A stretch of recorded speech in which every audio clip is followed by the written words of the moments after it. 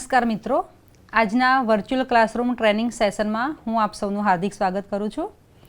આજે આપણે આઈટીઆઈમાં ચાલતા ફેશન ડિઝાઇન એન્ડ ટેકનોલોજી ટ્રેડના introduction of bodice block, sleeve block અને કોલર બ્લોક વિશે આપણે સમજ મેળવીશું. સૌપ્રથમ બોડીઝ બ્લોક એટલે શું? બોડીઝ બ્લોક એટલે તમે ગાર્મેન્ટની અલગ અલગ ડિઝાઇન કરવા માટે એક સિમ્પલ મૂળભૂત બ્લોક તૈયાર કરો છો, એને આપણે બોડીઝ બ્લોક તરીકે ઓળખીએ છીએ. બોડીઝ બ્લોક એ ખાસ કરીને અપર ગાર્મેન્ટ તૈયાર કરવાના હોય છે. અપર ગાર્મેન્ટ છે જેવા કે બ્લાઉઝ છે, ટોપ છે, ડ્રેસ છે, આ બધા અપર ગાર્મેન્ટ માટે એની અલગ અલગ ડિઝાઇન તૈયાર કરવા માટે જે મૂળભૂત બ્લોક બનાવીએ છીએ એને આપણે અપર બોડીઝ બ્લોક કે બોડીઝ બ્લોક તરીકે ઓળખીએ છીએ. અપર બોડીઝ બ્લોકમાં સૌપ્રથમ આપણે બોડીઝ બ્લોકનો હું તમને પરિચય આપું તો બોડીઝ બ્લોક કોને કહીશું? તો બોડીઝ બ્લોક એક એવી પેટર્ન છે કે એવો બ્લોક છે કે જેને આપણે અપર ગાર્મેન્ટ તૈયાર કરવા માટે એનો ઉપયોગ કરી શકીએ છીએ. અપર ગાર્મેન્ટ્સ જેવા કે ટોપ છે, ડ્રેસ છે, બ્લાઉઝ છે, આ બધા ગાર્મેન્ટ છે જેમાં વેરિએશન લેવા માટે આપણે મૂળભૂત બોડીઝ બ્લોક તૈયાર કરીએ છીએ અને એનો ઉપયોગ કરીએ છીએ. મૂળભૂત જે ગાર્મેન્ટ છે અપર બોડીઝ બ્લોકના, એના માટે બોડીઝ બ્લોક છે એ ખૂબ જ એક પ્રારંભિક બિંદુ કહી શકાય કે એના ઉપયોગથી તમે નવું વેરિએશન, તમે ડિઝાઇન નવી ક્રિએટ કરી શકો છો. બોડીઝ બ્લોકની મદદથી તમે ગાર્મેન્ટની ડિઝાઇન અને સાઇઝને તરત જ શિફ્ટ કરી શકો છો કે એનું રૂપાંતર કરી શકો છો. બોડીઝ બ્લોક છે એ ખાસ કરીને સ્ટાન્ડર્ડ સાઇઝના આધાર પર જ એને ડ્રાફ્ટ કરવામાં આવે છે કે એને તૈયાર કરવામાં આવે છે અને એના માટે સ્ટાન્ડર્ડ સાઇઝને આપણે અનુસરવાનું હોય છે. આ સાઇઝના આધારે ડ્રાફ્ટ કર્યા પછી તેને કટિંગ કરવામાં આવે છે અને તેને જ આપણે બ્લોક પેટર્ન કહીએ છીએ. અહીંયા આપણે તમને મેં ફિગર બતાવી છે. એમાં સૌથી પહેલું છે બેઝિક બોડીઝ ફ્રન્ટ. એમાં સૌથી પહેલાં જે સીધી સમાંતર લાઇન બતાવી છે એમાં CF એટલે કે સેન્ટર ફ્રન્ટ, એટલે આ ફ્રન્ટ સાઈડનું કે આગળનો બોડી બ્લોક છે કે જેમાં તમને નેકલાઇન, શોલ્ડર, આર્મહોલ, સાઇડ સીમ અને વેસ્ટ લાઇન બતાવી છે અને વેસ્ટ લાઇન ઉપર એક ડાર્ટ બતાવેલો છે જેમાં બીપી મતલબ કે બસ્ટ પોઈન્ટ.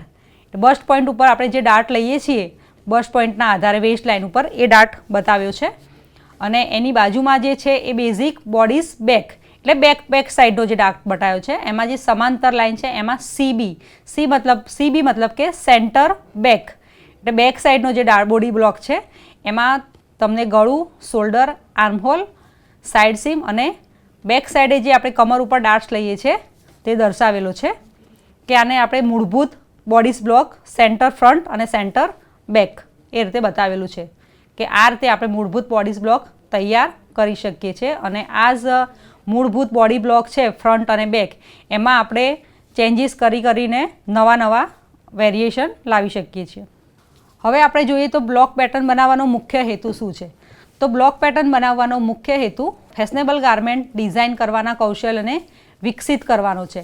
એટલે કે જે મૂળભૂત બોડી બ્લોક છે એના ઉપરથી આપણે નવા ગાર્મેન્ટમાં ડિઝાઇન કરી શકીએ છીએ અને એમાં એનું આપણે કૌશલ્ય પ્રાપ્ત કરી શકીએ છીએ અને એને ડેવલપ કરી શકીએ છીએ. હવે આપણે જોઈશું બ્લોકના પ્રકાર. તો સૌથી પહેલો બ્લોક છે સ્ટાન્ડર્ડ બ્લોક. તો સ્ટાન્ડર્ડ બ્લોક છે એ શરીરની આકૃતિના આધારે આ બ્લોક બનાવવામાં આવે છે અને સ્ટાન્ડર્ડ બ્લોકમાં બ્લોકનો આધાર એ પ્રાકૃતિક બોડી શેપના આધારે હોય છે. સેકન્ડ નંબરનો બ્લોક છે એ ટ્રેડ બ્લોક. ટ્રેડ બ્લોક છે એને સ્ટાન્ડર્ડ જે બ્લોક છે એના ઉપરથી આપણે ટ્રેડ બ્લોકને પરિવર્તિત કરી શકાય છે. મતલબ કે ટ્રેડ બ્લોક છે એ સ્ટાન્ડર્ડ બ્લોકમાં વેરિએશન લાવીને એને ટ્રેડ બ્લોક બનાવવામાં આવે છે. અને એના પછી છે ટેલર્ડ બ્લોક. ટેલર્ડ બ્લોક છે એ સામાન્ય રીતે ટેલરિંગવાળા દરજી લોકો ટેલર્ડ બ્લોકનો ઉપયોગ વધારે કરે છે અને ટેલર્ડ બ્લોકમાં પણ સ્ટાન્ડર્ડ બ્લોકને ધ્યાનમાં રાખીને જ એમાં સુધારા વધારા કરેલા હોય છે. એના પછી આપણે જોઈશું પ્રાઇમરી એન્ડ સેકન્ડરી બ્લોક. તો પ્રાઇમરી બ્લોકમાં બે પ્રકાર પડે છે, અપર બોડી બ્લોક અને લોઅર બોડી બ્લોક. તો અપર બોડી બ્લોકમાં ખાસ કરીને સ્ત્રીઓના લેડીઝના ગાર્મેન્ટ્સ જેવા છે, અપર ગાર્મેન્ટ્સ છે, બ્લાઉઝ છે, ટોપ છે, એ બધા અપર બોડી બ્લોકમાં આવે છે અને લોઅર બોડી બ્લોક છે તો જે છે પેન્ટ છે, સ્કર્ટ છે, આ બધા લોઅર બોડી બ્લોક કહેવામાં આવે છે. એના પછી જોઈશું સેકન્ડરી બ્લોક. તો સેકન્ડરી બ્લોક છે એ પ્રાઇમરી બ્લોકમાં જે આપણે ચેન્જીસ લાવીએ છીએ એ પ્રાઇમરી બ્લોકથી જે નવા ચેન્જીસ આપણે કરીએ છીએ એને આપણે સેકન્ડરી બ્લોક તરીકે ઓળખીએ છીએ. હવે આપણે જોઈશું સ્લીવ બ્લોક. તો આપણે સ્લીવ બ્લોકની મદદથી આપણે સ્લીવમાં નવી ડિઝાઇન વેરિએશન લાવી શકીએ છીએ કે નવી ડિઝાઇન ડેવલપ કરી શકીએ છીએ. તો અહીંયા મેં આકૃતિમાં તમને બેઝિક સ્લીવ બ્લોક બતાવ્યો છે. તો બેઝિક સ્લીવ બ્લોક કેવો હોય છે એ તમે અહીંયા આકૃતિમાં જોઈ શકો છો. તો જેમાં સ્લીવની લેન્થ બતાવેલી છે, આર્મહોલનો શેપ બતાવ્યો છે અને સ્લીવનો ફ્રન્ટ પાર્ટ અને સ્લીવનો બેક પાર્ટ પણ બેઝિક બ્લોકમાં ડ્રાફ્ટ કરેલો જ હોય છે. સાથે સાથે સાઇડ સીમ પણ બતાવેલી હોય છે. ટૂંકમાં આપણે જોવા જઈએ તો સ્લીવના સ્લીવ બ્લોકમાં અહીંયા તમને જે ફિગર દર્શાવી છે એમાં સ્લીવનો બ્લોક બતાવેલો છે કે સ્લીવ બ્લોક કેવો હોય છે. તો સ્લીવ બ્લોકમાં ફ્રન્ટ સ્લીવ, બેક સ્લીવ એ પ્રમાણે ફ્રન્ટ આર્મહોલનો શેપ અને સ્લીવની બેકનો શેપ પણ દર્શાવેલો છે. સાથે સાથે સ્લીવ લાઇન અને સાઇડ લાઇન પણ દર્શાવેલી છે. આ જે સ્લીવ બ્લોક છે એ સ્લીવ બ્લોકના આર્મહોલમાં તમે નવું વેરિએશન એક બેઝિક બ્લોક પરથી લાવી શકો છો. અહીંયા જે ફિગર દર્શાવેલી છે એમાં તમારી જે બેઝિક સ્લીવ બ્લોક છે એમાં કટ આપેલા છે વચ્ચે અને આ જે કટ છે એને તમે પેપર ઉપર કટ કર્યા પછી આ સેમ બ્લોકને તમે તમારા મૂળભૂત કાપડ ઉપર મૂકીને એને સ્પ્રેડ કરીને કાપડ ઉપર ગોઠવી અને ત્યારબાદ એનું કટિંગ કરવામાં આવે છે. આ રીતે જ્યારે તમે સ્લીવનું કટ આપીને કટિંગ કરો છો ત્યારે જે કટિંગમાં જે ગેપ દેખાય છે ત્યાં તમે સ્લીવની જે વેરિએશન તમારે લાવવું છે, એક જે બેઝિક સ્લીવ ઉપરથી જે તમારે નવી સ્લીવ તૈયાર કરવી છે તો જ્યાં તમને કટ બતાવેલા છે એની પાછળ તમને ફેબ્રિક દેખાય છે. તો એ જે ફેબ્રિક છે એમાં જે કટિંગનો જે પાર્ટ્સ છે એમાં તમે પ્લીટ્સ લઈ શકો છો કે ડાર્ટ્સ લઈ શકો છો. પ્લીટ્સ લેશો ત્યારે કાપડનું ફૂલનેસ મળશે અને ડાર્ટ્સ લેશો ત્યારે કાપડ સાંકડું થાય છે કે તો બેઝિક જે સ્લીવ છે એ થોડી ડાર્ટ લેવાથી સાંકડી થઈ જાય છે કે ફિટિંગવાળી બની જાય છે. જ્યારે તમે પ્લીટ્સ લેશો ત્યારે એને ફૂલનેસ મળે છે. બંને ફિગરમાં તમને દર્શાવેલું છે કે પહેલા નંબરની જે ફિગર છે એમાં ઉપર એટલું લૂઝનેસ નથી જેટલી નીચે આપેલી છે. તો આમાં તમે જે આર્મહોલનો શેપ છે એ બાજુ તમે પ્લીટ્સ ઓછી લઈ શકો છો. જ્યારે નીચે ઘેરાવાનો ભાગ છે, જે બોટમનો ભાગ છે, મોરીનો ભાગ, ત્યાં તમે વધારે પ્લીટ્સ લઈને તમે એનું વધારે ફૂલનેસ મેળવી શકો છો. અને આ જે બતાવી છે ફિગરમાં એ પ્રમાણે તમે બેઝિક સ્લીવમાં નવું વેરિએશન બતાવી શકો છો. હવે આપણે જોઈશું સ્લીવના પ્રકાર. તો સ્લીવના પ્રકારમાં સ્લીવના બેઝિક પ્રકાર અને સ્લીવના લંબાઈ પ્રમાણે પ્રકાર, આ રીતે બે પ્રકાર હોય છે. તો સ્લીવના બેઝિક પ્રકાર જોઈએ તો બેઝિક પ્રકારમાં સૌથી પહેલાં હોય છે fit sleeve, straight sleeve, raglan sleeve અને કિમોનો સ્લીવ. અને લંબાઈ પ્રમાણે આપણે સ્લીવના પ્રકાર જોઈએ તો એમાં full sleeve, half sleeve, quarter sleeve અને શોર્ટ સ્લીવ, આ એ લંબાઈ પ્રમાણે પ્રકાર થયા. હવે આપણે સ્લીવના બેઝિક પ્રકાર છે એને આપણે વિસ્તારથી જોઈશું. સ્લીવના બેઝિક પ્રકાર તો એમાં સૌથી પહેલાં છે ફિટ સ્લીવ. ફિટ સ્લીવ છે એ સામાન્ય રીતે હાથમાં ચુસ્ત ફિટિંગ હોય છે અને કાંડા પાસે એનું ફિટિંગ વધારે ચુસ્ત હોય છે. અને ફિટ સ્લીવમાં હાથના સરળતાથી હલનચલન કે સરળતાથી મૂવમેન્ટ કરવા માટે કોણીના ભાગ પાસે એક ડાર્ટ આપેલો હોય છે જેનાથી તમે સ્લીવનું હાથનું સરળતાથી મૂવમેન્ટ કે હલનચલન કરી શકો છો. એના પછી છે સ્ટ્રેટ સ્લીવ.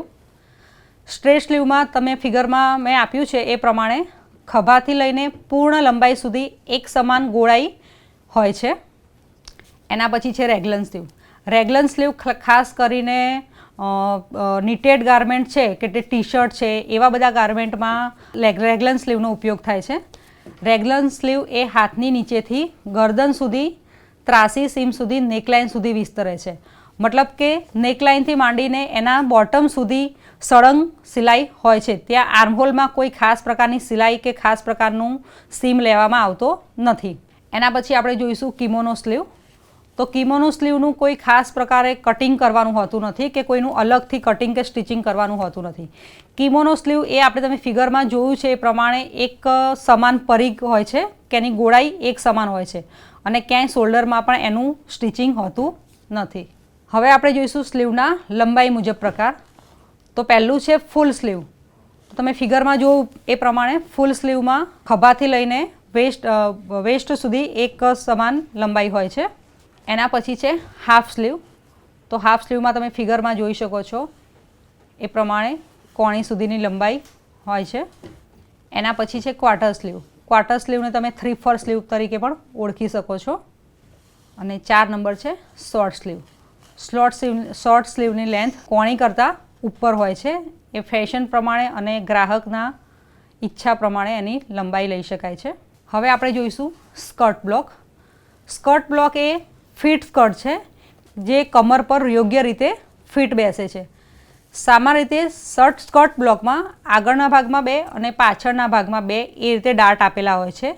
ક્યારેક આ ડાર્ટમાં ભિન્નતા પણ જોવા મળે છે. જેમ કે ક્યારેક સ્કર્ટમાં પાછળ પણ 4 ડાર્ટ તમે લઈ શકો છો અને આગળ પણ ફેશન કે ડાર્ટની જરૂરિયાત પ્રમાણે ડાર્ટમાં વધારો ઘટાડો કરી શકો છો.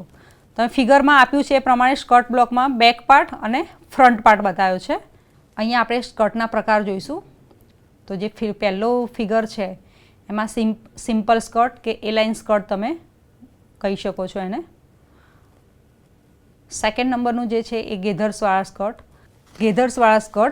ગેધર્સવાળા સ્કર્ટ ખાસ કરીને સ્કૂલ યુનિફોર્મના સ્કર્ટમાં ગેધર્સવાળા સ્કર્ટનો ઉપયોગ થાય છે, જેમાં બોક્સ સ્પ્લિટ અને ઇન્વર્ટેડ બોક્સ સ્પ્લિટ લીધી છે. પણ અહીંયા જે ફિગરમાં જે સ્કર્ટ દર્શાવ્યો છે એ ગેધર્સવાળો સ્કર્ટ છે. એમાં એક સમાન પ્લેટ્સ લીધેલી છે. એના પછી છે ડિવાઇડેડ સ્કર્ટ.